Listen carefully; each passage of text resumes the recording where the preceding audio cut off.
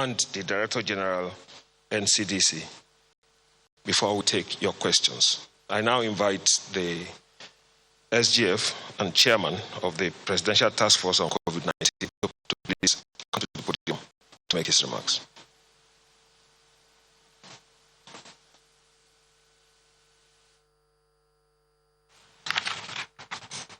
Members of the Presidential Task Force, distinguished ladies and gentlemen, gentlemen of the press, good afternoon. I welcome you to the national briefing for today, Thursday, 30th April 2020. In my briefing of yesterday, Wednesday, 29th April 2020, I provided highlights of the new COVID-19 control measures announced by Mr. President in his broadcast, as well as key elements of the implementation strategy and guidelines, easing of the lockdown in FCT, Lagos, and Ogun states. I also intimated you of our efforts in collaborating with the government and people of Kano State, especially in providing all the necessary support to prevent the state from becoming the epicenter of the COVID-19 pandemic. Of the first of the three-phased easing of lockdown from Monday, May 4th, 2020, it is important that Nigerians receive and digest the implementation guidelines. It is also important for state, law enforcement agents, trade associations, employers, businesses, and citizens to understand their roles, obligations, and responsibilities. Above all, we must understand that this is still a war against an unseen and potent enemy.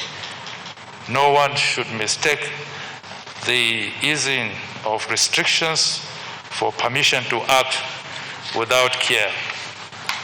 The security agents have been instructed to respect the rights of citizens while also ensuring strict enforcement. The Presidential Task Force is adopting a combination of channels to create enhanced awareness and understanding of these new guidelines. These include: 1. Publication in print media and traditional and social media, broadcast on electronic media, dissemination in local languages, and the use of the National Orientation Agency, NOA, in disseminating to all the 774 local government areas of the country.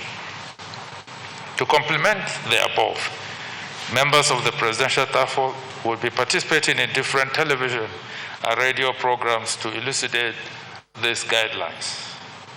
Ladies and gentlemen of the press, as you know, our national response is driven by strong collaboration with subnational levels of government.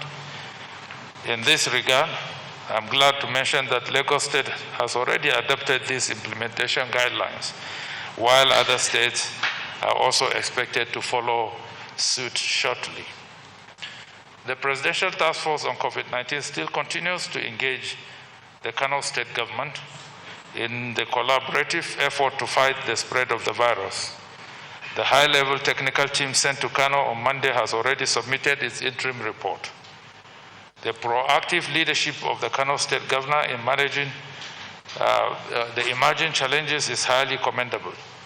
I wish to use the opportunity to reassure Nigerians resident in Kano that the federal government, and particularly the Presidential Task Force, is with them and shall do all possible to fight the spread in the state as directed by the President. Kano is one of our historical cities and remains a backbone for the economy of this nation.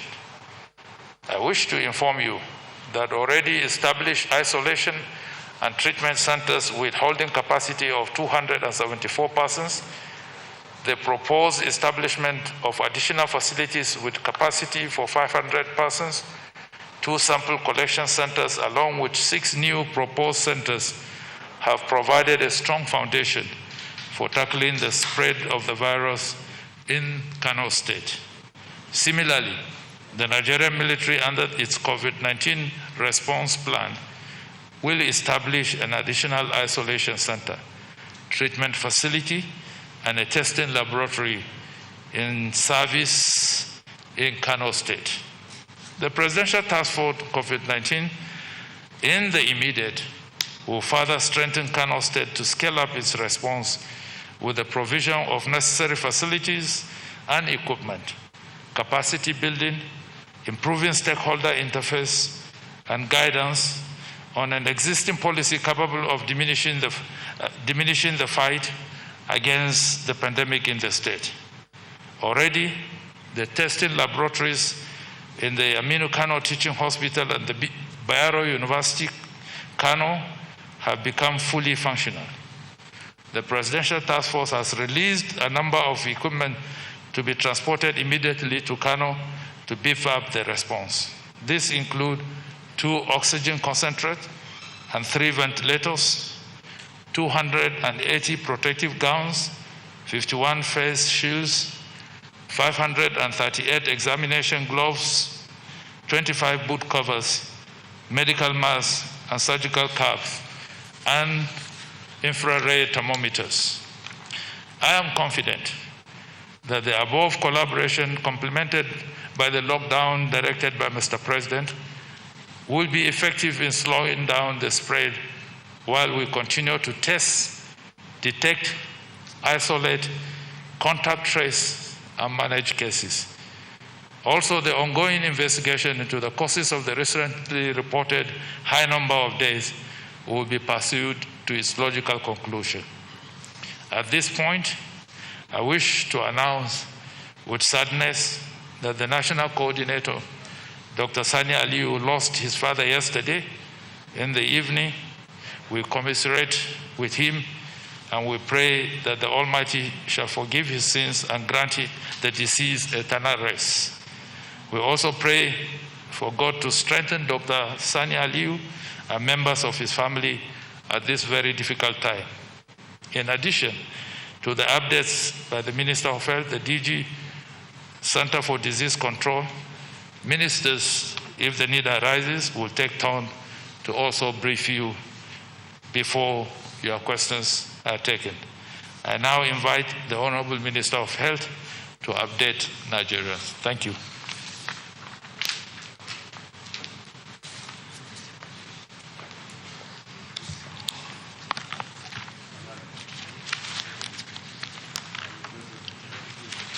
Good afternoon, everybody. The Secretary to the Government of the Federation, honorable ministers here present, directors and directors general, ladies and gentlemen. What I will say will build on what the Secretary to the Government has already said.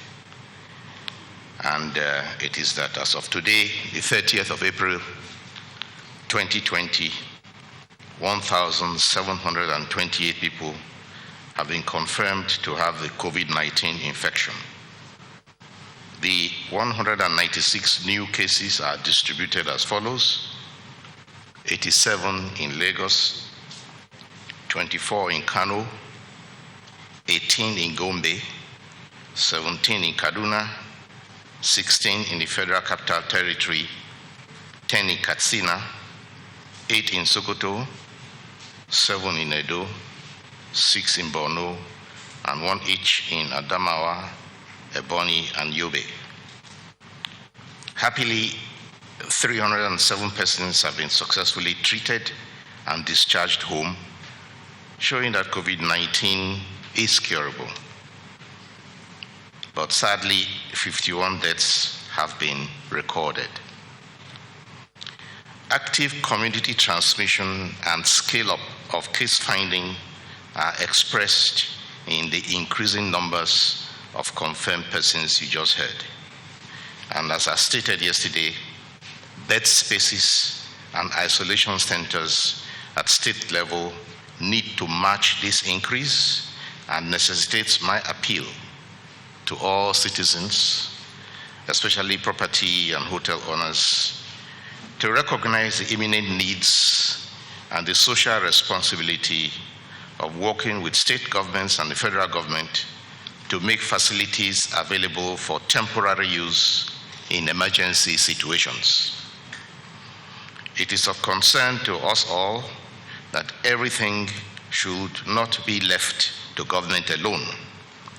We must all take collective ownership of the health and well-being of our citizens. As community transmission emerges, the Federal Ministry of Health has brought in manpower capacity from the National Primary Healthcare Development Agency to strengthen and integrate risk communication with the planned training of primary healthcare workers and also community mobilizers to identify new cases and drive demand for COVID-19 testing while continuing to maintain normal outpatient service. I commend the Executive Director of the National Primary Healthcare Agency for this initiative. This ensures that health services provision does not suffer at the primary healthcare level, but also that health workforce remains safe. NPHCDA will anchor community engagement and mobilization for COVID-19. The ministerial task team that was sent on a fact-finding mission to Kano has sent in an interim report which provided information on the needs, the strengths, and weaknesses of the Kano response system.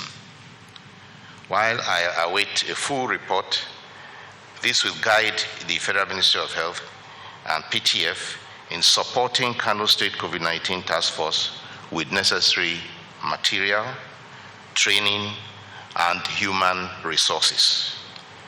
They will include assembling and dispatching a technical team from Federal Ministry of Health and also from the Infectious Disease Hospital in Irua to join a technical team from Lagos Ministry of Health, which is already on ground in Kano at the request of His Excellency the Governor.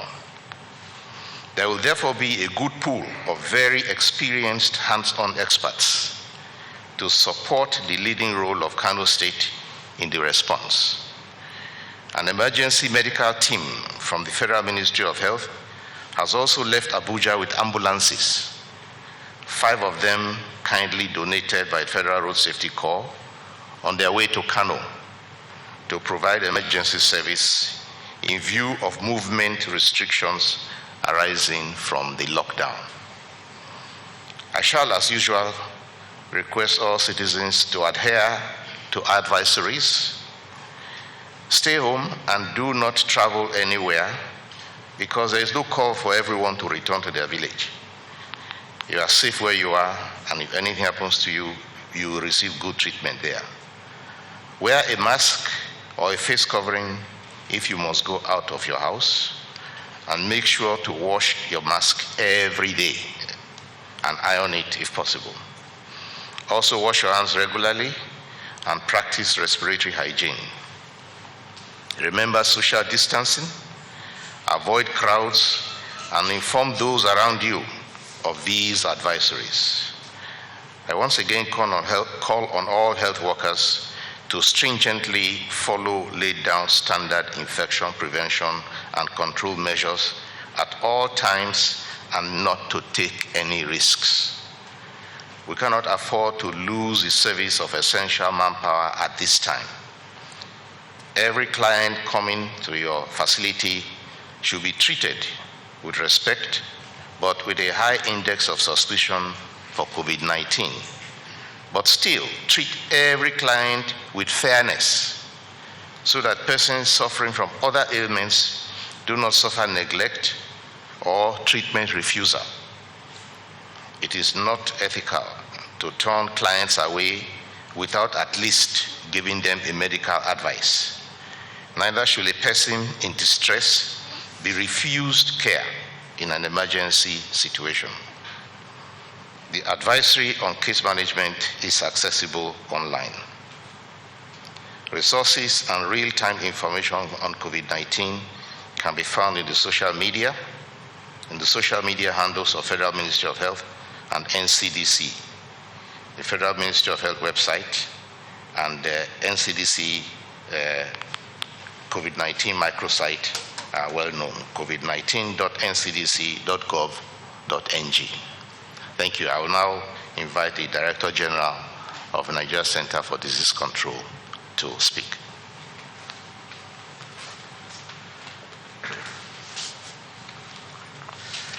So, thank you, Chair, Honorable Ministers, ladies and gentlemen of the press.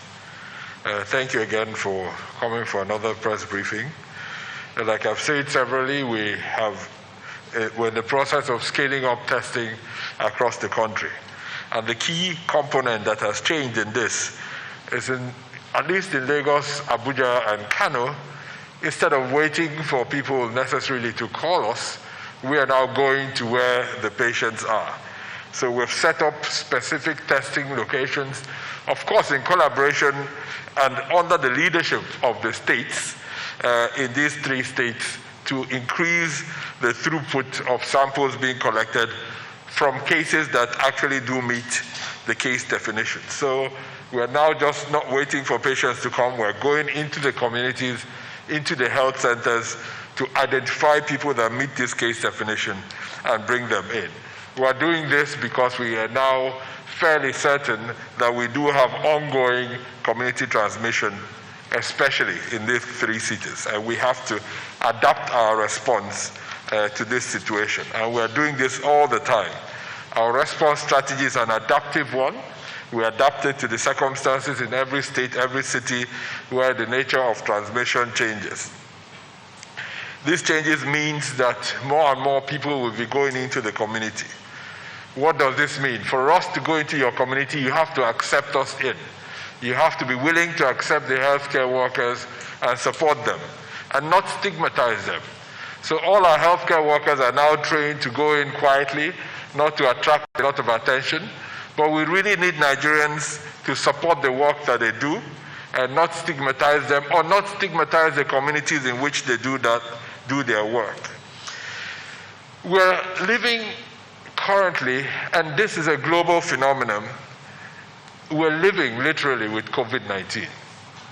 But not the way we thought about it during the HIV era. So when we say we're living with HIV, we're talking about individuals, and of course communities as well. But this really is about communities. How can we as a country manage this as we transit into the next weeks? As we release the guidelines of implementing the non-pharmaceutical interventions that will be released very soon and was announced yesterday. We're doing this in the context of rising cases. And how do we manage these 2 phenomena? We have to manage it by recognizing that yes, we still have cases, but yes, we have to start up some level of activities. In order to balance these 2, we have to find a way of living with this disease and living with it in a way that we can control it, manage it, and continue aggressively responding to it. This will need the collaboration of all of us. Finally, a few words about Kano. Our response is improving. We now have 2 labs functioning. We have a 3rd one set up, and hopefully will go live by the weekend. The entire operation from identifying suspect cases, collecting samples, getting them into care, and ensuring that the whole process is working is improving. Improvements in public health are sometimes not obvious to see, but we're managing this very carefully, speaking to the colleagues, and together with the joint NCDC-WHO teams that are combined in supporting the Kano State team, I'm happy to report that things are improving and will continue to improve. And I really thank everyone that has come to the table to support us with staff, colleagues, vehicles, logistics, coming together as one team under one leadership to support the efforts in Kano. These efforts in Kano are led by the Kano State government. We are there to support, and this support will continue as long as it's necessary. So we're in a marathon, not a sprint, like I always say. Improvements are gradual and not obviously visible from time to time, but I have every confidence that the work that we're doing in Kano will yield results, and we'll very soon see improvements in Kano like we've seen across the country. So I really want to encourage all our colleagues working at the state level, not only in Kano, but in 32 states across the country right now, to persevere in their efforts, to keep pushing. Together we'll get ahead of this. Thank you very much.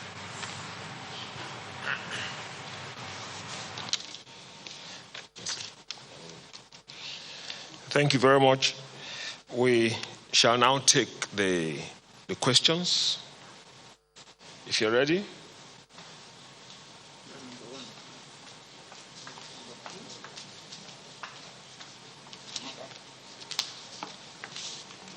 The Chairman, members of the task force, my colleagues, my name is Amaka Ode. I report for Arise News, and my first question is for the Minister of Health. Well, sir, some time ago you spoke to us about the psychologists as well as the emotional therapists that work in these isolation centers to help those who have been confirmed to have COVID-19, help them get through what they're facing. But my question really is, are we planning to expand their work to the frontline workers? Because we're getting reports of frontline workers in other countries who are taking their own lives because of what they are faced with, helping people deal with COVID-19. So would like to get your take on that, really. And my next question is to the DG of the NCDC. Well, sir, several times you've told us here that the results from the rapid test are not very reliable. But we're seeing state governments from different parts of the country, buy this rapid test and even the mobile testing facilities that, of course, we're talking about wrapping up testing, and this is a way for them to do it. So I want to know if you're still sticking with what you said with regards to the rapid test results are not as reliable as the results we get from the molecular tests that we're currently conducting in the country. And of course, the Minister of Interior, sir, coming to you, I don't know if you've seen the report out of Morocco where about 313 prisoners have tested positive for COVID-19. So I want to know what we're doing here in the country to ensure that our already congested prisons don't see any confirmed case. So would like an update from you. And finally, to the chairman of the task force. Well, I'm sure you've seen the report of confirmed cases escaping from the isolation centers. I know the isolation centers, you say, is not in the hands of the PTF, it's in the hands of the state governments. But of course, COVID-19 is all of us. It's our fight. So what is the PTF doing really to ensure that we have at least perimeter fencing and all those sorts of, security to ensure that these people, yes, it's not their fault, they're positive, but they are positive, so they need to stay in the isolation centers to get well. Thank you. Good afternoon, everybody. Rachel Abuja from the News Agency of Nigeria. My first question is to the DG NCDC. So NCDC has been trending throughout the whole of the day over an alleged NCDC bill. I don't know if you would like to educate Nigerians more on this. More so, are we looking at modifying our case definition to accommodate other things? Meanwhile, yesterday you spoke about state governors calling on you for more laboratories in their state. But let's not forget that the labs we have now are underused. And I hope you are telling them about what it takes to take care of or maintain a PCR. My next question is for the Minister of Interior or Minister of Foreign Affairs. Now, we all know what's happening in the southern part of Cameroon. And I don't know if our government is reaching out to the government of Cameroon in order for them to resolve this issue, because as it is now, we have community spread in that Anglophone area of Cameroon. And thanks to Benue, Taraba, and Cross River State for helping us to man our borders. But some Nigerians will say the federal government needs to do more in order to secure our borders. So I would like to know how far or what the state of our borders are, if we're having challenges or not. Then also for the chairman, some Nigerians in Cameroon are crying to come back home they've been refugees there. So I wish the Minister of Humanitarian is here to take this, because while we are trying to bring back people from China, we should be looking at for people that are not actually far from us. Many thanks.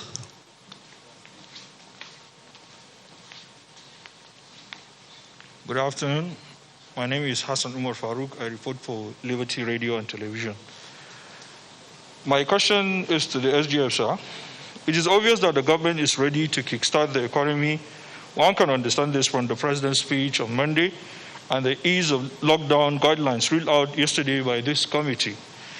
We have seen the impact of the government policies on diversification of the economy, especially on food security, to produce what we eat and eat what we produce. My question, sir, as the government prepares for the post-corona pandemic, are we likely to see any shift in policy focus? The world witnessed this kind of changes after Spanish flu in 1920s and the World War II that ushered economic prosperity in Europe, Asia, and America. Sakataren gwamnatin tarayya, bayan wannan corona ta wuce, yanzu da alama gwamnati ta shirya wato abun da ya shafi tattalin arziki ka abun da ya shafi wato shirye-shirye da ake, ko za mu ga wani abu sabo na sauyi, domin mun ga yadda waɗansu matakai da gwamnati ta ɗauka, musamman maganar a koma gona ta yi amfani a yanzu. Shi akwai wani shiri da aka yi musamman na haɓaka tattalin arzikin da ke tangal-tangal a yanzu bayan wucewar wannan ciwo? Minister of Information, sir, yesterday you made mention the devastating effect of coronavirus in the creative industry as one of the biggest contributors to the GDP. You didn't say anything about the media industry, sir. Most especially as their sources of revenue dries up due to effect of coronavirus. Media houses under the Broadcasting Organization of Nigeria, sir, issued a statement a week ago about the impending danger of shutting down in this era of fake news. Millions of jobs are at stake, sir. Any plans for this important industry? Thank you very much. Good afternoon, the Chairman, Ministers, my colleagues. My question is more of a clarification, and it's to the SGF. With the easing up of lockdown by next week, I want to confirm some civil servants were in other states undergoing training before the lockdown commenced. Now that they will be going back to work, would they be allowed to come back to their base? Thank you.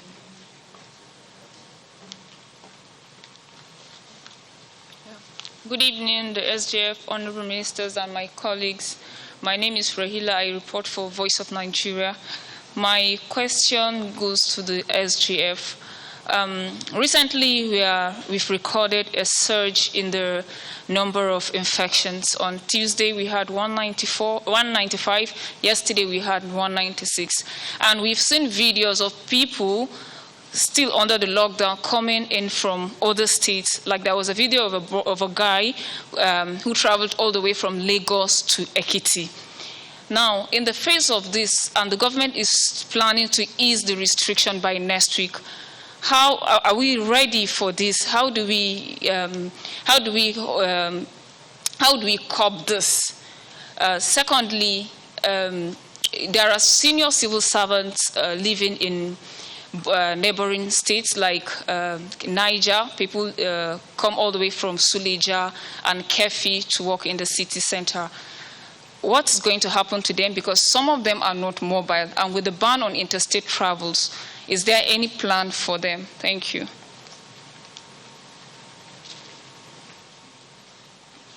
Good afternoon, sirs. My name is Juliana Taiwo Balonye. I write for the Sun newspapers. SGF, sir, this is for you.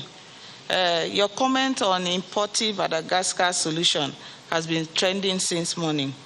And an Abuja-based journalist, Innocent Uwe, says life has returned to normalcy in Madagascar and Senegal, and both countries look inward to resolve their problems. What has Nigeria learned, and how are we going to toe that line? Minister of Information, a follow-up to what my colleague said. Somebody who watched you from or your state says already the creative industry has been granted palliative before, and you are planning to give them again. But you seem to have ignored the book industry, who have also been hard hit by this coronavirus pandemic. So he wants to know what is government plans to assist the industry to stay afloat. Thank you. Good afternoon, sirs. My name is Friday Okerigbe. I'm a reporter with Channels TV. The first question I have, I would like to seek confirmation from the Minister of Health. Just this afternoon, the president of the Nigeria resident doctors actually said that of the almost 2,000 cases that we have, 366 of them are medical doctors. Yes, that's what he said this afternoon. So we'd like to know, is it true? And the alleged reason behind it is that many of them working in some of the centers, they do not have adequate protective equipment. That is one of the reasons. So we'd like to hear from you about this. The second, I will appreciate the SGF to actually do little more elaboration on that. Yesterday, you told us about the 6 weeks, into 2 weeks, plans to rejuvenate the economy. You only explained the first 2 weeks, which has to do with the banks coming back to work, some offices like the National Coordinator mentioned, food processing organizations, some government offices. What will be the other 2 phases of the 3 phases? We would like to hear more about that. And also, I would also like to find out from either the Minister of Health or the DG NCDC can actually take this up.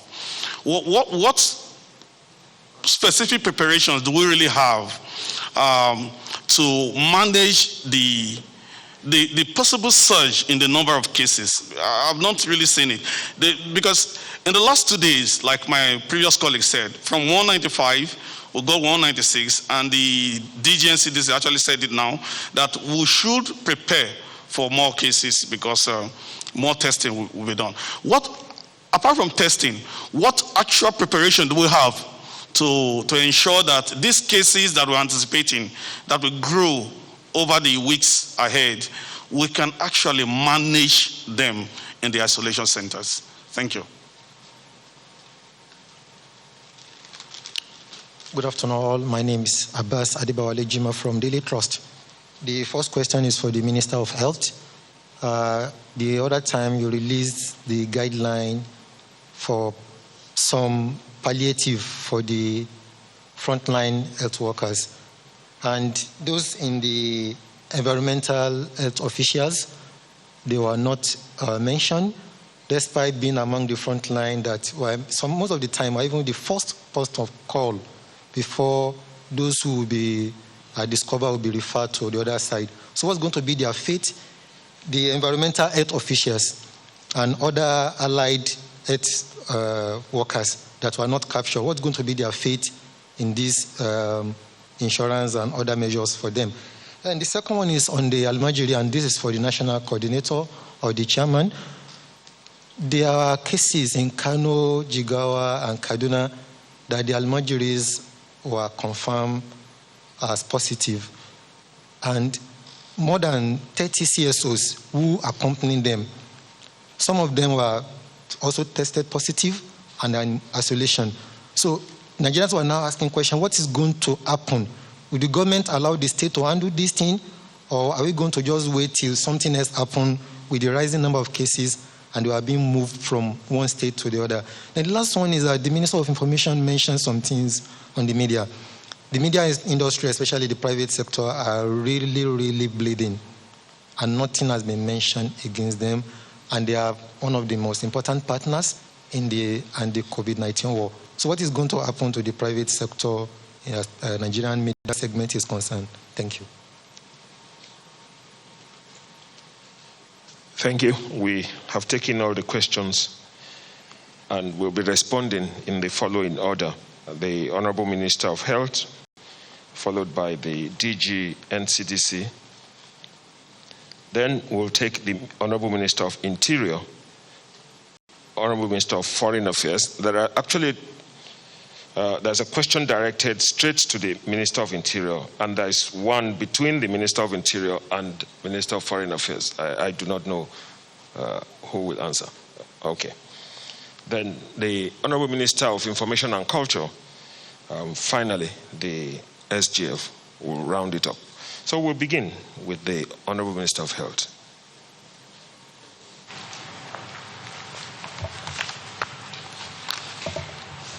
Thank you very much. The first question is about the mental health strategy for what I'll call the back end, because the front end are those who are in treatment, but those who have been probably treated or diagnosed, is the main problem is first and foremost the question of stigma. I took time to announce the number of people who are recovered, to let everyone know that you actually can recover from a coronavirus infection. The recovery rate is 95% or more. So out of 100 people who get the corona infection, about 80 or so will have mild or no symptoms. 15 will have some fairly severe symptoms, but it won't be critical. And probably less than 5% will have critical symptoms or conditions. So what that means is that nobody needs to really be afraid that this is something that is so dangerous that I mean, it is dangerous in the fact that it can affect a large number of persons at once. It really affects the health system and brings the health system to its knees. And of the 5% that it really affected critically, there can be so many that the health system can be threatened.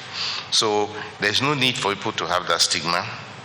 They should come up and seek treatment and not hide. The ones that we worry most about are those who go and hide or who go and look for alternative treatment, and they are lost to accounting. There is no reason for anybody to have feelings of exclusion or to think that they want to take their life on account of that. The mental health service can be extended to those who are tested and or in treatment. There's no way of finding those others who are not yet diagnosed or who are diagnosed but are in hiding, except to make it very open as we are doing now, that there's no need for that. As for the doctors, what was the...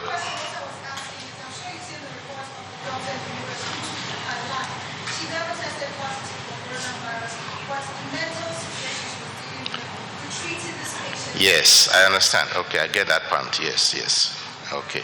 Now you do see what the SGF has said several times, that we are in a state of war, and you do see that also in war there are people who have what they call the post-traumatic stress syndrome, and who do some irrational things. So to look at healthcare workers who are caring for the coronavirus, yes, I don't think we've had any such case. In the US, I think you say you had one. In other countries they've had, maybe we haven't had that volume. But I think it is very important for healthcare workers to realize that nobody is conscripted, nobody is forced, everybody is a volunteer. Those who can't handle it generally have the option of requesting to be excused and someone else will come in. But the pressure on healthcare workers, if you have a crisis situation, can be quite severe. And I do think that mental health services can be, counseling can be extended to those who feel they are impacted in that way. We've seen that in some parts of Europe also. As for the doctors, over 300 doctors, that's a fable. Well, that is not true. There are not so many people in the health sector who are infected. The latest figures we have is that there are about 113 actually, and these 113 are not all public health workers. There are some, for a good number, from private hospitals. And if you hear us speaking here frequently against trying to treat coronavirus in private clinics, we're actually referring to people who do so without having necessary precautions, without having necessary training, because they risk infecting themselves and they go home and give this infection to their family, and that is not the right thing. So the healthcare workers who have no training, have no business actually handling coronavirus. As for those who do not have equipment, we have said that we've produced, provided equipment for and PPE for all those who are out there. There are one or two places where we have heard that there's a tightness in supplies, and I've tried to send them over there. But let me remind you again that there's a global shortage of health PPEs. There's a global shortage. Many countries are struggling and hustling for PPEs, even for the gowns, for masks. And I remind you of an argument between two world powers over 200 masks, if some of you read about it, that were supposed to be delivered to one and seized by the other. So it tells you that these things are really scarce, and we are doing everything we can to make sure our frontline workers have these requirements, and that we also have a stockpile that we can send quickly. We, for example, heard the SGF say that we sent a stockpile very quickly to Kano just recently to make sure that there is no shortage. We're also looking at domestic manufacturing. There are some companies who have come forward that they can manufacture, and we are talking to them to place domestic order. And as far as masks are concerned, many people are already into the business of mask manufacturing. So domestic production will try to beat up with the demand in that area. As for the surge in case finding, it is true that we are getting a surge, and if you hear the announcement made by the DG of NCDC yesterday, it is that they want to do up to 2 million tests. Now, that will bring up a lot of cases, we know that, but that's the purpose, to bring up the cases and take care of them before they infect more people. And you also heard when I was speaking just now, appealing not only to state governments, but to citizens to make property available at temporarily for these purposes. So I'm sure that after that, there are many property owners who come up and look at their empty property and donate them for a period of time to the state government to be able to use for this facility, for this function. That's the reason why I made that appeal.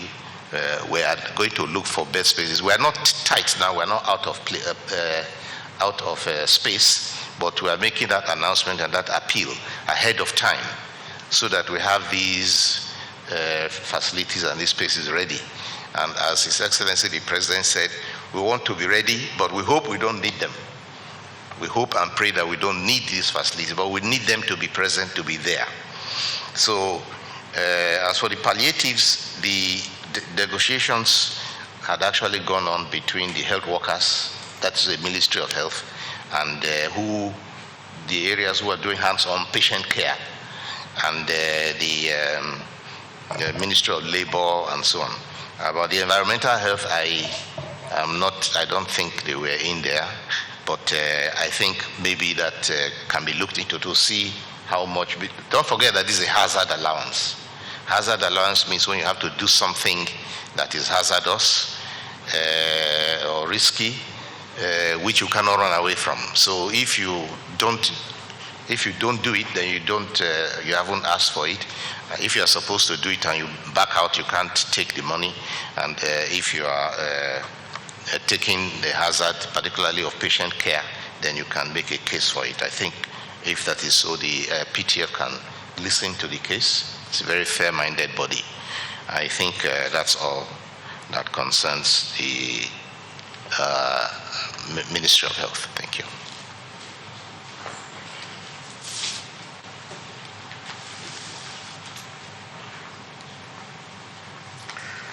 So thank you. Only 4 questions today. You were kind on me. So first it was the question on if state governments are buying RDTs.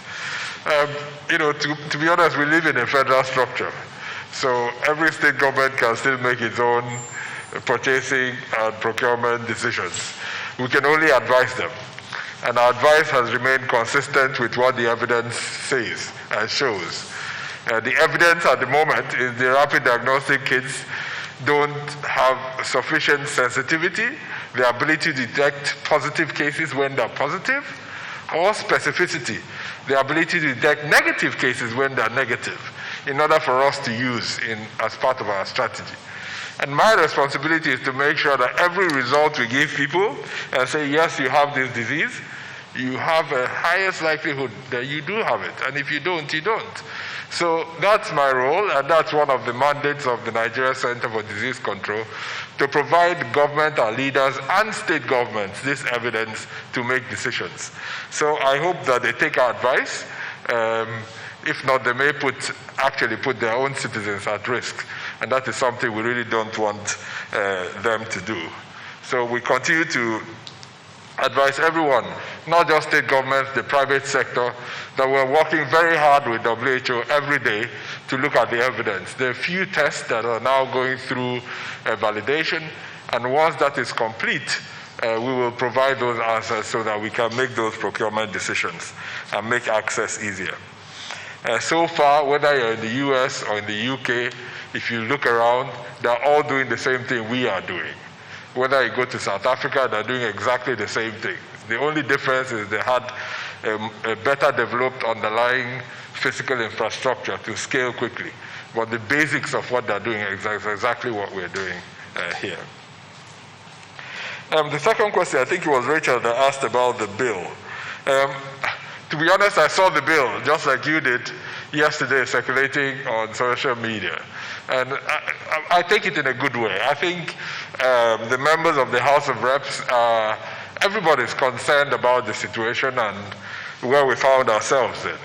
And I think they are doing their very best to come up with solutions. The only solutions that they can come up with are new laws.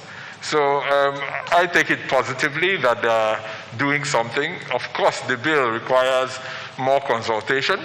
I am personally not in favor of drafting a bill in the middle of a crisis. I think we need to get over the crisis, get our heads around what has happened, and use the momentum to engage with all stakeholders to come up with a bill that will really serve this country for now, but serve it well into the future.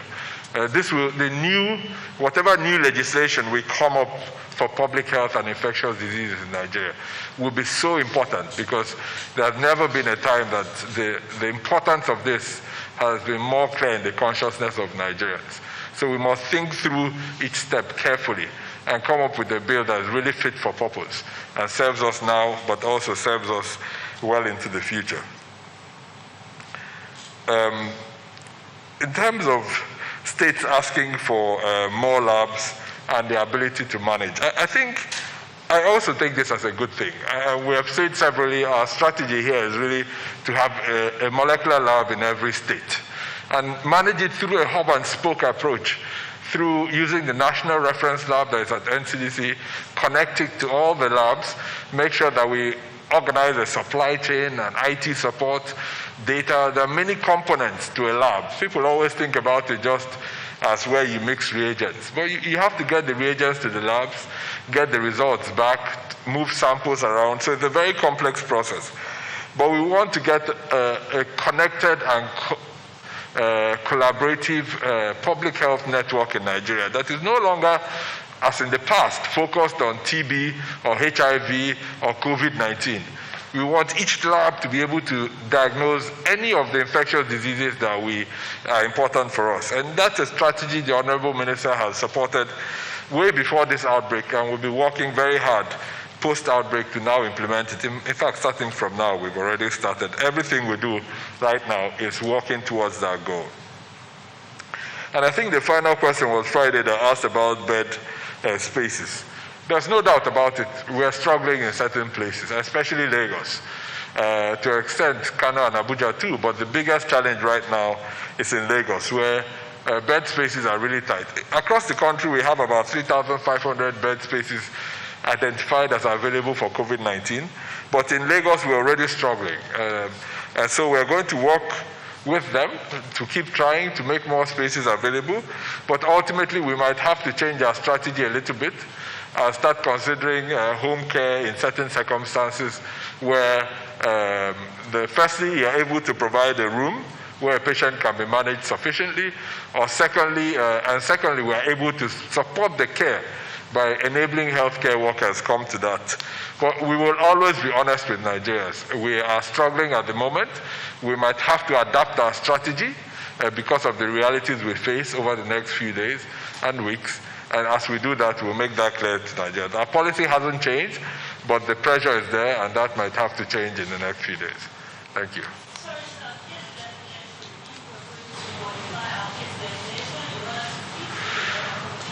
We've made a third change to our case definition. The most recent one was allowing testing in high-risk contacts that may not have symptoms. So we have modified and continue to modify that case definition, adapting to the realities of what we're finding. So right now, if you have high-risk contacts, i.e. you're the partner of a confirmed case, or you're a healthcare worker that has managed a confirmed case, and you now find out that the result comes out and the patient you managed 3 days ago became positive, we would then test you. If you're a partner of a confirmed case, we would also test you. So we're continually adapting our case definition to fit the response. Thank you. Thank you.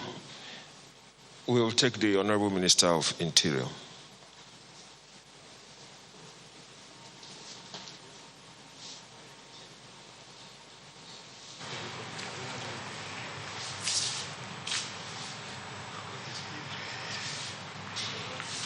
Good afternoon, all Nigerians. We must thank ourselves for the resilience, perseverance, and forbearance. It's important that we thank ourselves for holding on this far and for keeping it up. Fighting an invisible enemy cannot be easy. By the grace of God and the support of all of us, we shall overcome. The question is that how are we holding on in the custodial centers to prevent the outbreak of COVID-19 in our 244 custodial centers in Nigeria? This is not the first time this question will be asked, and we have answered each time such query comes up. Yes, even in America, it's not only Morocco. Even in America, custodial centers are breeding ground for COVID-19 infection and outbreak. So it's not new that such dangers really exist to have the outbreak of the virus in custodial centers. But due to the diligence of our officials, men and officers of the Nigerian Correctional Service, as tough as it is, they have maintained a crisis-free, absolutely crisis-free situation and regime in all the custodial centers under our care. A combination of professionalism and a strict adherence to the protocol established by the NCDC have made it possible for us to record till date a no virus outbreak in any one of our custodial centers. And we must thank the following people. We must thank the CJN and the NJC, the Minister of Justice, as we are thanking ourselves and the officers and men of the Nigerian Correctional Service, who have helped in their different ways to ensure that, one, the NJC and the CJN, they have closed the courts substantially, and that has helped to reduce pressure on new intake, and we have equally stopped admission of any new intake into any of the custodial centers. The states are not too happy with that, but that's the minimum we can do to prevent importation or admission of any person who is positive to the virus. And the greatest appreciation must go to the president, who have put for us a phased decongestion of the prison. The first phase had occurred about 3.5 weeks ago, and we are still working on several other processes to ensure that we decongest the custodial center. So, the combination of decongestion, extreme adherence to rules of hygiene, physical distancing as much as possible, and regular check of officials and inmates all have combined to support a crisis-free regime in the custodial centers under our watch. Before I sit down, I need to use the opportunity to pass on messages. No, the second question, before I even go to general, second question is, how are we preventing the eastern flank of our nation from incursion of virus-bearing people from Cameroon into our nation? Even Nigerians who are in Cameroon and who use Cameroon to enter our nation. One, there is a combined task force of the security, the army, the police, civil defense and immigration, patrolling in all the formations, because you have commands of the immigration and the police and the army in each of the states. They jointly patrol the borders, legal and illegal, on all the borders, land borders of Nigeria, particularly at the eastern flank of the nation, and they are doing a wonderful job. We are supported in this by the government, by the subnational government at that flank, and in all other areas, but particularly the eastern flank. We must commend the government of Borno, of Adamawa, of Taraba, of Benue, of Akwa Ibom, of Cross River, for their support in ensuring that we have a very watertight situation at the border. That's about the border. So there is no fear at all. We have the cooperation of all. Even the Navy too supports. The Navy supports in Cross River to prevent any undue incursion of people who could compromise our situation in Nigeria as far as COVID-19 is concerned. But I want to speak generally now, having responded to your question, which is, what should be our response to this pandemic? This is not my opinion, it's the opinion of Professor Wole Soyinka in an interview he granted a television station, I think TV Plus, African Plus Television, if I'm right. And let me quote him. I should go a long way in elucidating what I intend to say. He said in that interview, and I'm quoting him, "This pandemonium is of such enormity that a new order must come out of it."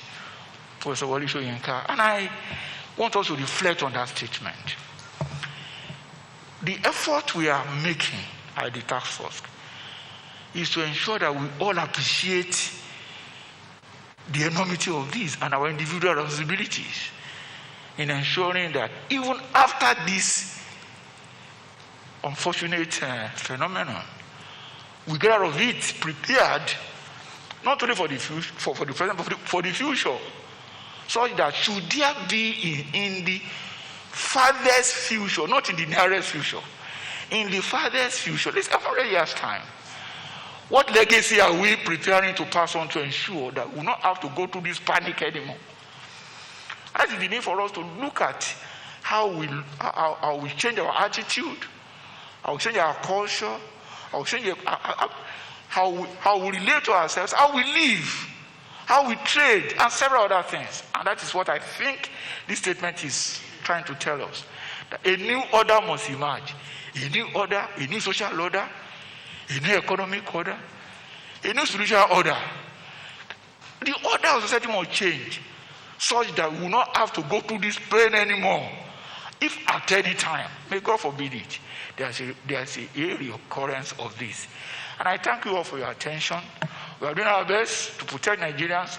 As I must add, as we are commending the health workers, we must not fail to commend the security officials.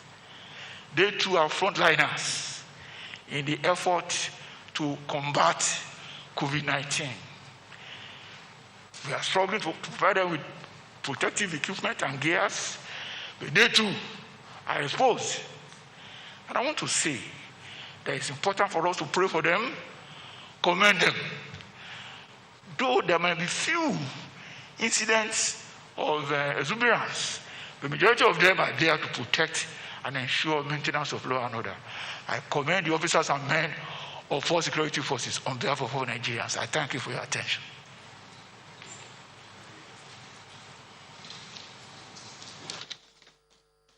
Honorable Minister of Information and Culture.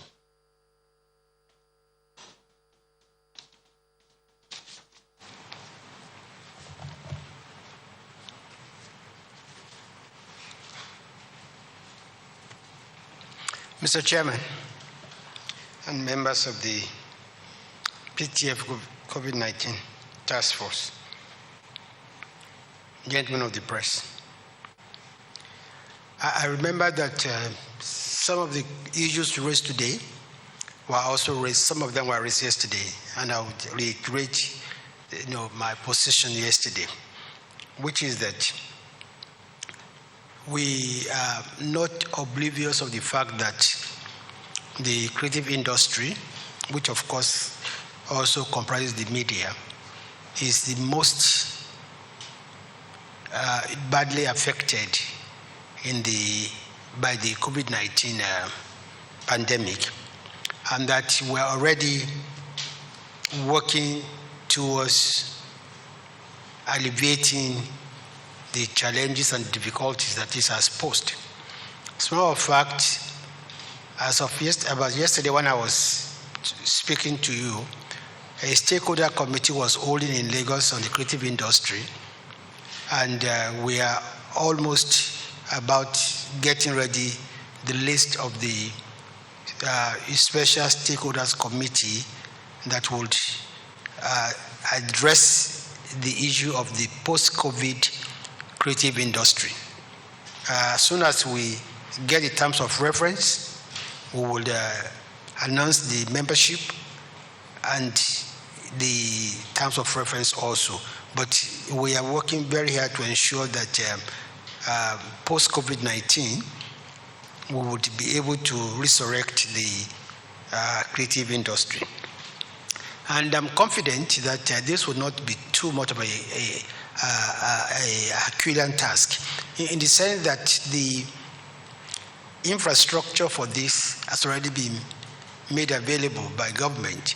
You remember sometimes in 2018, I led a team of the creative industry stakeholders to meet the central bank, on how to provide finance and assistance for the industry. And I think, like I mentioned yesterday, the CBN Creative Industry Financing Initiative was as a result of that effort. So what we need to do is leverage this particular fund made available by central bank to revive the industry.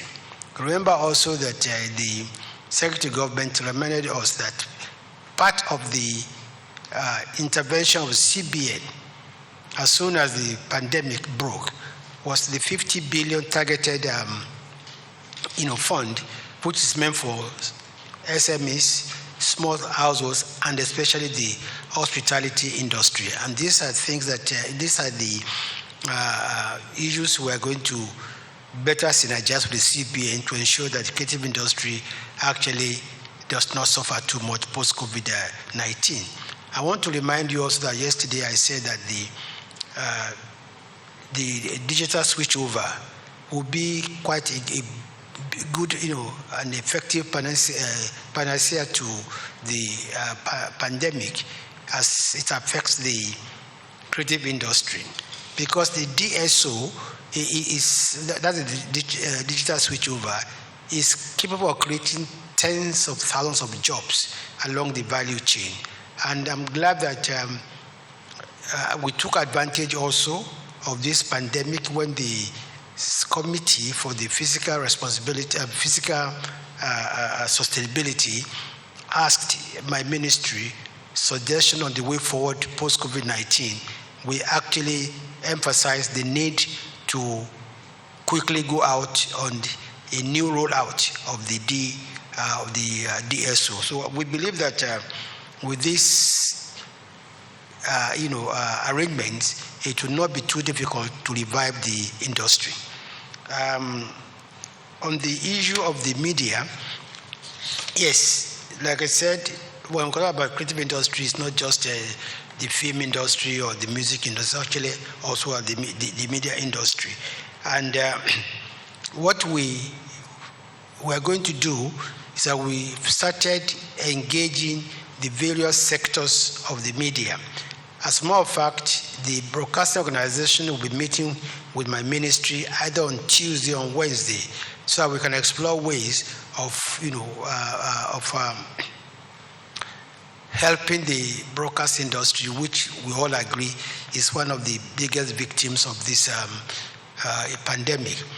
All through this pandemic, I've always been in contact with the leadership of the newspapers, Proprietary Association of Nigeria, and we intend to also ramp up the meetings with them so that we can get a solution to the ailing economy of the newspapers and the entire media industry. We're also not averse to meeting with the publishers, bookshops, because these are all these have been affected by the pandemic. Yesterday night, I received a call also from the leadership of the hoteliers, who complained that all the hotels are shut and there's no business. Well, we are meeting with all these groups, individually. But I'm not under any illusion that it's going to be very easy. But I believe that if we work together with all the stakeholders, we will be able to revive the entire creative industry post-COVID-19. Because what we are witnessing today is not just a health challenge, it's also a direct assault at the economy of every country. Whether it is the travel industry, whether it is the manufacturing industry, whether it is the hospitality industry, every sector of the economy is affected by this pandemic. And I think it's this pandemic that has made us realize how very interconnected all the various sectors of the economy actually are. So I want to assure you that we are taking seriously the issue of reviving the economy post COVID-19, especially in the areas of the creative industry and in areas of the media.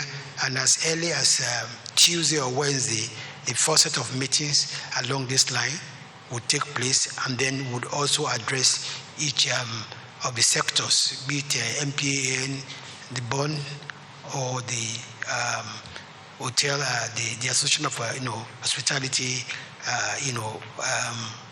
operators. Thank you very much.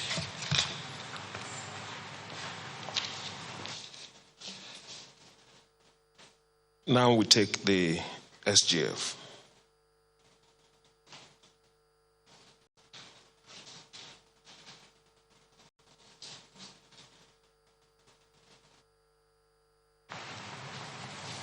The first question has to deal with how we can secure the isolation centers. Whether we should consider the issue of perimeter fencing of the facilities. I think invariably most of the facilities have perimeter fence. Most of them. I'm not saying all. And we have been in discussions with the security and armed forces about the need to provide surveillance and control over the isolation centers. I hope we'll be able to perfect that in the days and weeks ahead. But let me say this. Perimeter fence will not deter people from wanting to escape, because I saw a video clip of the Kenyan experience. A very high perimeter fence, but they were throwing their luggages across the fences and they were jumping and escaping. And I understood from the news that same evening they were apprehended in a clubhouse where they had gone to just socialize. I've not verified the story, but I saw the clips, and I think most of you saw the clips of how they were jumping out of the perimeter fenced isolation center. If that is true, that is what is informing my position that perimeter fence will not stop anybody from wanting to escape. It's just for our people to develop the culture of and the sensitivity of the fact that they are not only a risk to themselves, but they are a risk to the larger community. If they escape into the community and they avoid care management and they go around, the dangers are that they will keep infecting people, and that would widen the scope. And for those kind of persons, it becomes extremely difficult for you to know who are their contacts, how to trace their contacts, because they have just disappeared into the thin air. So I think this is a passionate appeal. Now, once you exhibit the symptoms, and you go for a test, and your status is confirmed, and you are required to go into isolation, it is not, I wouldn't say, it is of your own self-interest and those of your loved ones to subject yourself to that isolation. The issue of refugees, I know that the Ministry of Humanitarian Affairs, Disaster Management and Social Development have got a policy for the evacuation of refugees and Nigerians all over the world.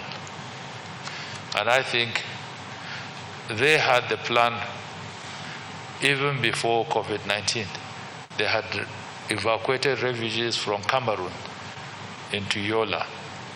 And from there, they were kept in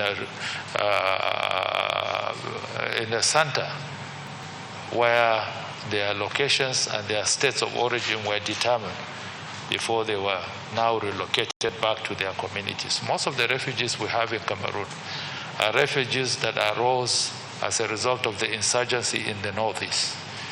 Most people, because we share borders with the Cameroon, I happen to come from one of those states, Adamawa.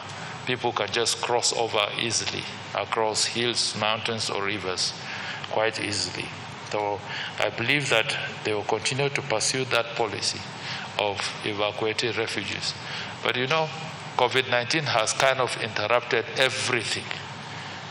Everything in the normal has been interrupted. So the priority now is how do we deal and contend with COVID-19 internally. But I believe that policy is still on, and I would find out from the Minister of Humanitarian Affairs how they are going about it and what are the steps that are being put in place. Somebody asked whether, now that we are opening up, what happens to civil servants who had gone to states of their origins during the lockdown. The truth about it is that they were not supposed to travel, but so they must find a way. They must find a way of coming back.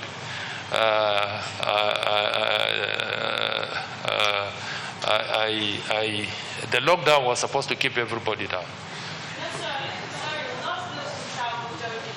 Yes.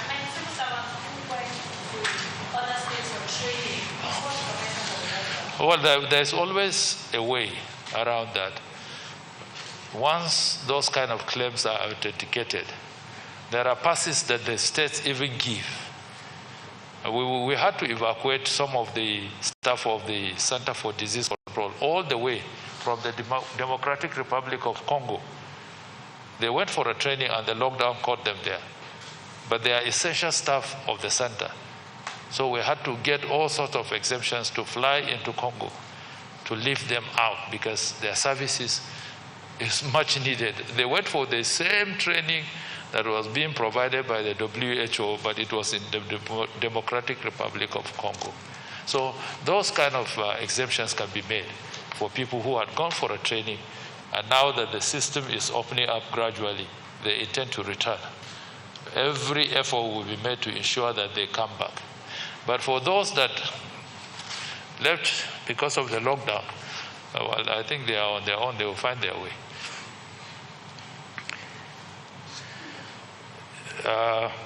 The question for whether we are ready for easing up of the lockdown. No country is ready. That's the truth about it. No country is ready.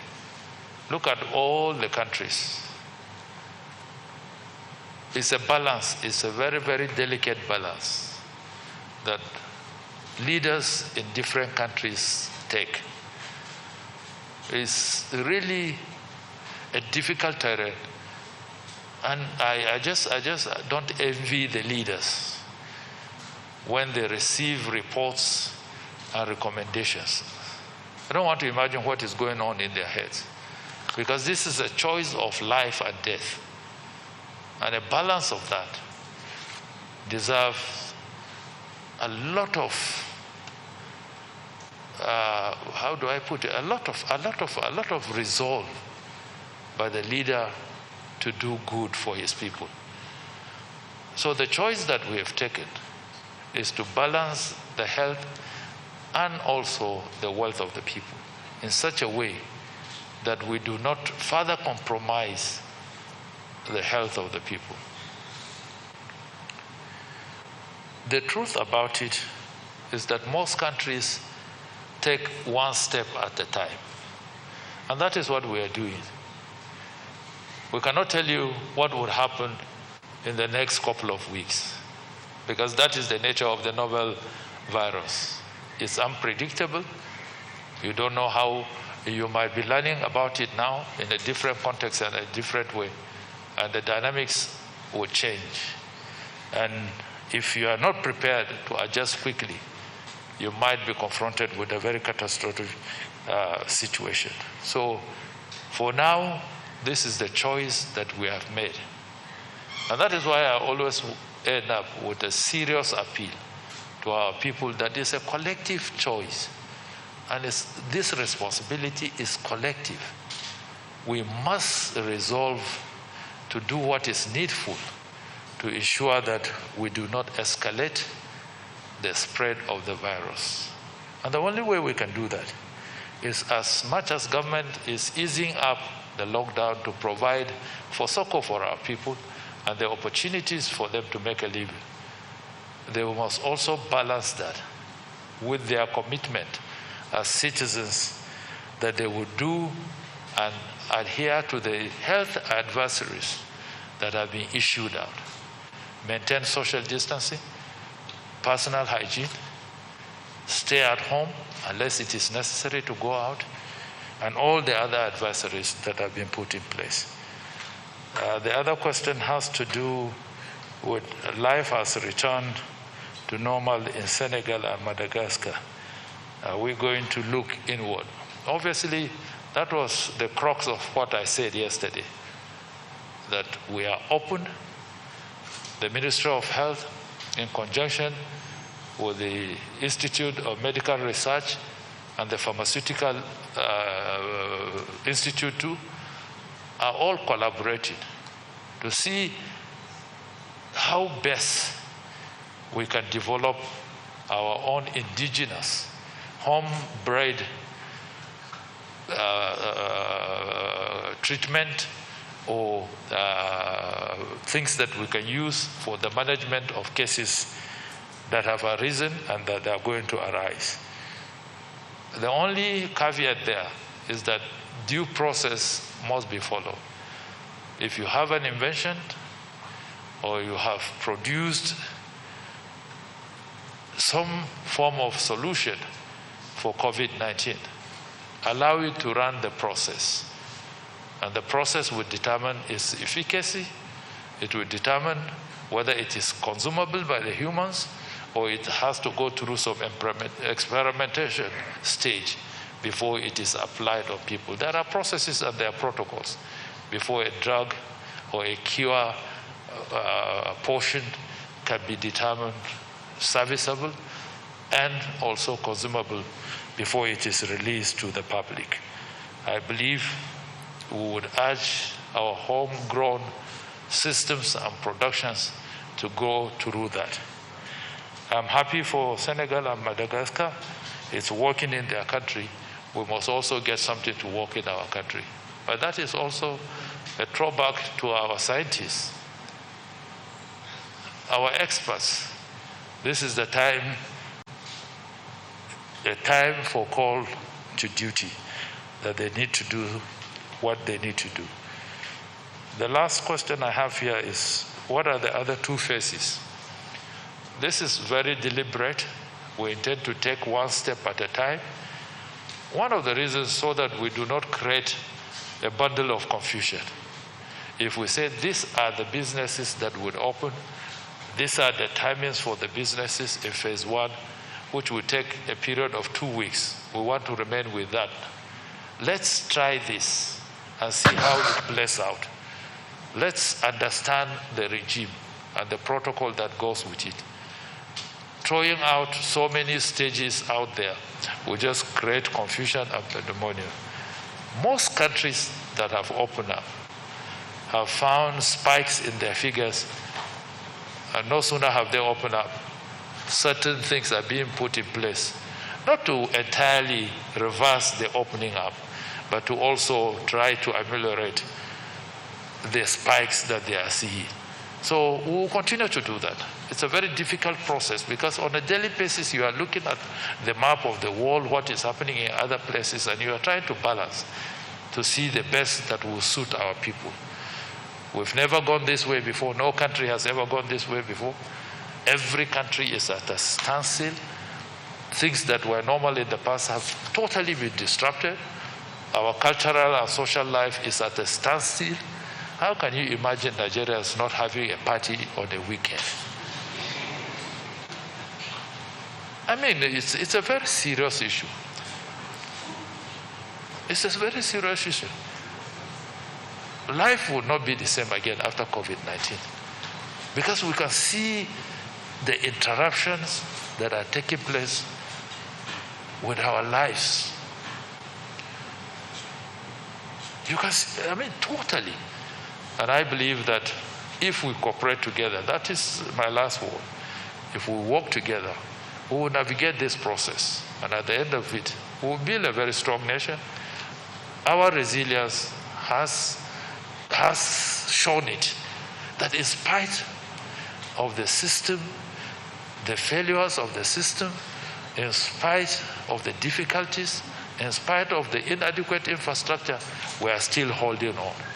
I cannot but thank Nigerians more and more, and all of you that are out there working to ensure that we have a strong nation that can fight this COVID, and at the end of the day, we remain strong as a people and as a country.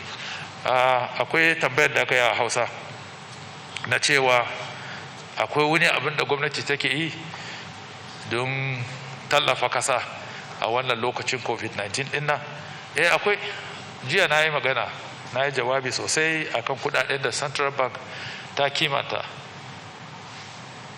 biliyan 100 na manyan masana'anta, irin kamfanoni na pharmaceutical da asibitoci wanda ake so su samu wannan kudin ta hanyar account nasu da bankunansu. Akwai kuma biliyan 50 na kananan masana'anta, irin kananan masu jari, masu sayar da sayarwa, masu kananan hotel, masu gidajen abinci irin restaurant da su sauransu. Duk akwai shirin da aka yi domin su.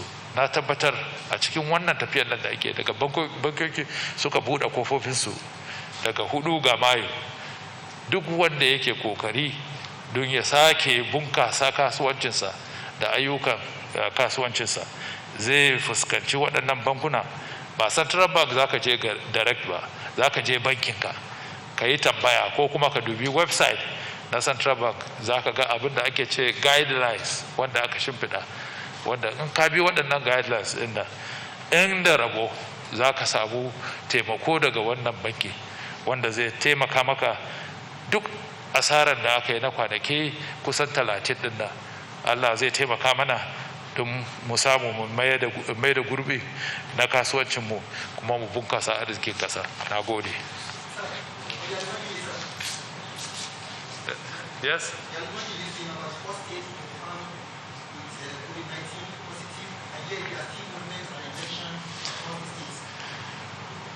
Well, the question of Almajiris, I had spoken about it. And I said it is the responsibility of government to provide for the welfare and the security of these minors. And it is very, very important that we take it seriously. I still repeat my words. I remember vividly. I said if we don't deal with the Almajiri issue, we are building an army that would overwhelm us in the future. Even at this time, it is better for us to have them in one place. If they are moved to a particular location like I see the governors do, they quarantine them. They put them through the processes of the test, which is the most important thing to establish their status. Those that are positive, isolate them, manage their cases, and eventually, when they are negative, you now move them into the community back to their homes. The reason why they move them back to their states is so that they can take them back to their homes. The essence is not to just go and keep them in the camp. The camp now where they are is a holding center for their status to be determined. Might not be the best, but I think in the circumstances, the governors are trying to ensure that they don't just release them back to their communities once their status have not been confirmed. I believe that's the best that they can do at this stage. And I believe that that will help tremendously to track infected people getting back into those communities. Thank you. Thank you very much. That brings us to the end of today's national briefing. A very important announcement, the guidelines for the implementation of phase 1 of the easing of restrictions will be published this evening. It will be released as a press statement this evening, and the Director of Press, Mr. Bassi, will be circulating it to our colleagues in the media, and it will also be published in the newspapers and from tomorrow by the grace of God.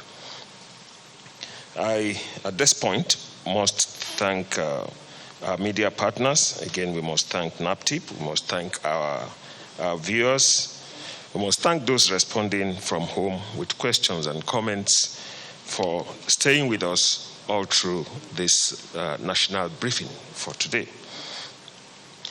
3 important messages came out of today's briefing. The first one is that Nigerians must understand that this is still a war against an unseen and potent enemy. No one should mistake the easing of restrictions for permission to act without care. 2 is about stigmatization. Nigerians, please support the task of healthcare workers. Do not stigmatize them. Do not stigmatize the communities they work in. If you test positive, please do not go into hiding. Come out and receive treatment and care. Isolate yourself and do not escape from isolation centers if you have already gone there. Finally, it's from a grateful nation. A grateful nation says thank you to our health workers, to members of the media, to our security services, to environmental health workers, to everyone playing a role or discharging a responsibility in this battle. I thank you very much for being with us. God bless Nigeria. We hope to see you tomorrow.